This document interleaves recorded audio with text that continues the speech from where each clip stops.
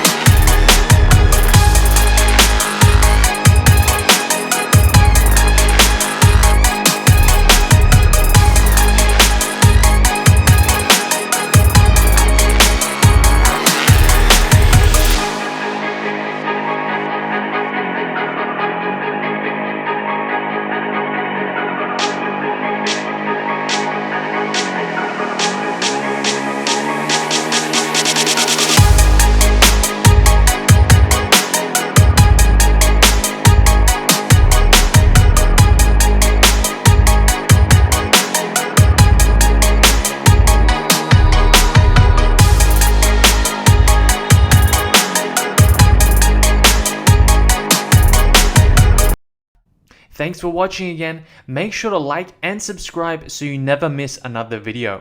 Also, check out the videos on the screen here to watch next. That's it for this video, my skinny survivors. I'll see you in the next one.